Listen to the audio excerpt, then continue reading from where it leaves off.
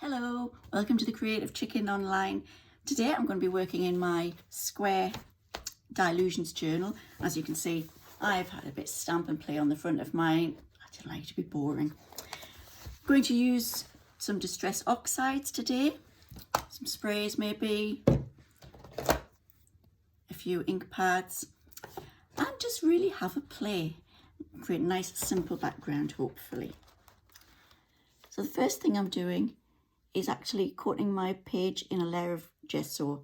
I'm using PBO white gesso here simply because it's what I have to hand. It's a good all-purpose gesso. Gessos come in lots of different thicknesses. It's really down, I would say, to personal preference which one you decide to go with. The reason we're using gesso to coat our page is so that the page can withstand a little bit more from us as we go through the techniques ahead. By adding a layer of gesso, our page will be able to withstand water spritzing and rubbing and blending a little bit better than it would normally. I've now dried the page off using my heat tool and I'm ready to start adding some colour. And for the colour on the base today, I'm going to start using some Distress Oxides. I've picked Shaded Lilac, Spiced Marmalade and Abandoned Coral. So all I'm going to do is take my blending tool, pick up some of my ink and start blending it onto my page. I do love the creaminess of these oxides. When I first bought them, it took me quite a while to actually use them. I just wasn't really sure why I would use them, how I would use them. But I love them now. I really love the chalky finish. And they're so creamy, as I said, they blend so beautifully with each other. So there we go. A little bit of Abandoned Coral on there. I'm going to go in with some Spiced Marmalade next. Apologies if you can hear the dogs outside barking.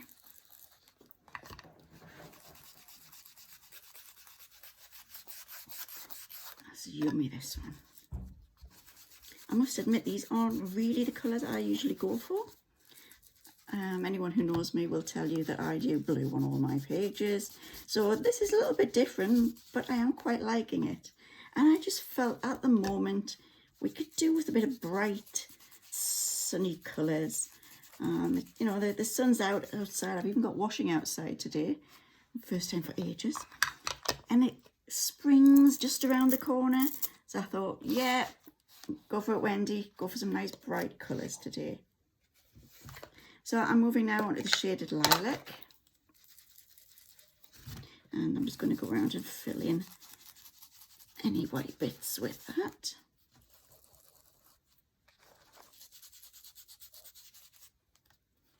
May try just popping a little bit on the bottom.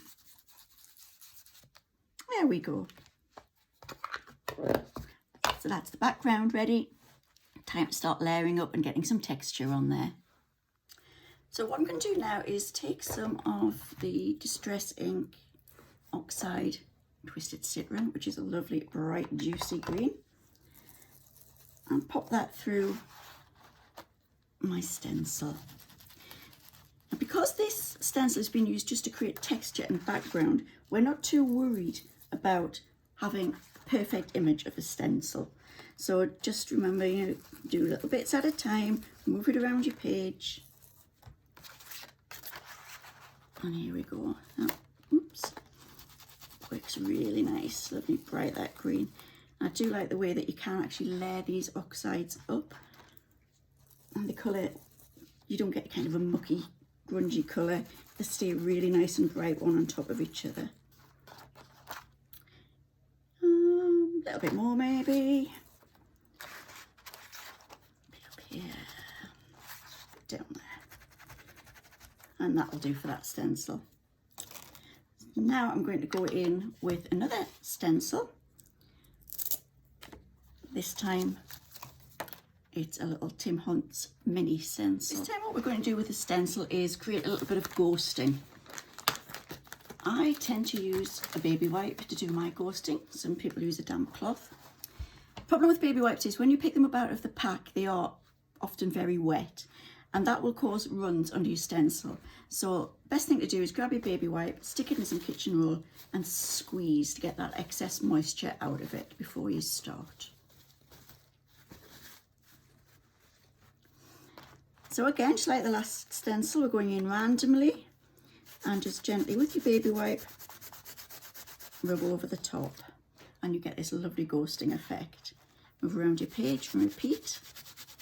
Now the harder you rub or the more you rub, the more ink you're going to take off. So have a bit of an experiment, see what effects you like.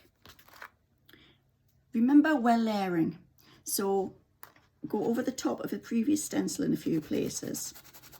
And what this kind of does, by overlapping, you bring everything together on your page.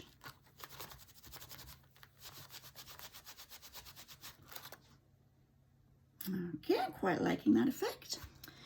Pop that to the side, and next I'm going to do one of my favourite and one of the most simple techniques that I use with distress inks, and it's simply to spritz it with water. So a bit of water in a squirty bottle. If you haven't got a squirty bottle, flick some water on with your fingers, flick it on with a brush. Just take it across. At this point you can either leave the water to dry naturally, you can dry it with a heat tool, or you can blot it off with a piece of kitchen roll. We're going to dry with a heat tool today. And you can see you get that lovely mottled effect. I use this technique a lot on Christmas cards. I'll do a really dark sky with a dark distress ink or a dark oxide, splatter it with water, dry it, and it gives you almost a snowfall effect. Really, really good. Quick and easy. Voila. So next I'm going in with another of my Tim Holtz minis and another Distress Oxide. This time I'm going for Salty Ocean because, well, I can't do a page without putting a bit of blue on it somewhere. Just like before, just a few areas. Quick blend through. Up here. Does anyone else talk to themselves when they craft? I do it all the time. But you know, sometimes we do actually need an expert opinion, so we have to speak to ourselves.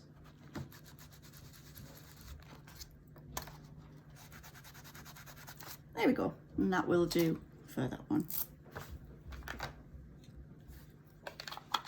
I'm going to put the top on my ink pad, otherwise my hand will undoubtedly find its way straight into it. So now what I'm going to do is go in with some Distress Oxide sprays, and I must admit this is the first time I've used these, so I'm not quite sure what a result I'm going to get. Make sure everything that I don't want oxide on is covered. I'm just going to give it a quick, oh, yeah, that's, yeah. Right, I'm going to leave it there because I've got in my head what I'm going to do on this page later, and I think that will work well there without covering the rest of it. I'm sure because they are oxides, I could go in and dab bits off if I wanted. How would that work? Maybe, maybe not. Okay, let's try just doing a couple of splatters with water and see what that does. As you can see, I haven't cleaned my brush of the gesso very well. But you know, it all adds to an interesting effect. Try. I just really wanted to break up this area here because I felt like it was just a bit too flat.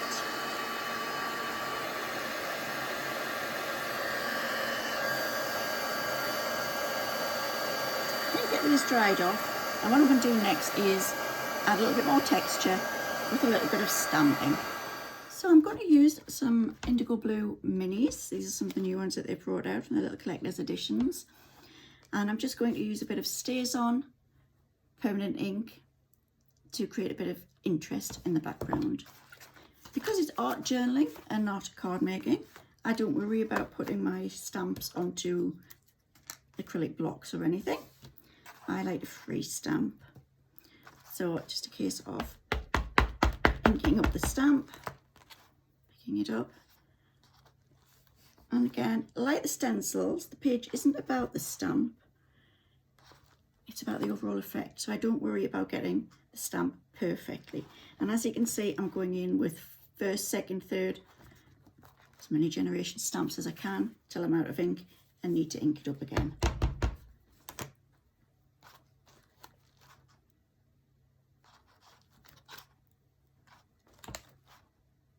I do like this little one actually, I wasn't sure, but I do. Going in with the second one now. A few squares. Again, just adding a bit of background interest. Should we go in with the numbers? Should we not? Let's give it a try. We'll never know unless we try.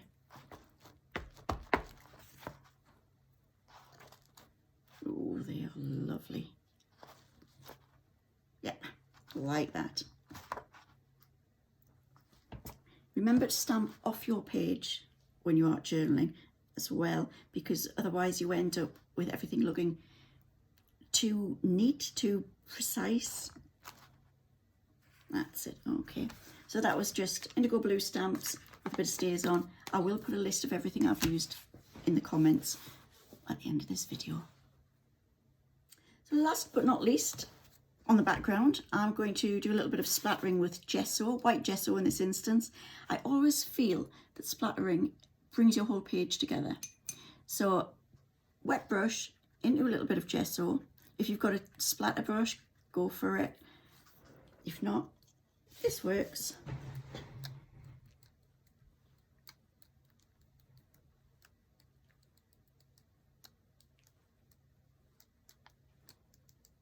Now, because these distress inks are water soluble, they're actually going to lift some of the colour. Sorry, the gesso is going to lift some of the colour. So my splatters won't be as vibrant white as they would be if I was using acrylics in the background. All I have to do now is dry this off. So that's the background of our page completed. Join us in part 2 of the video and we'll work on the focal point. See you soon.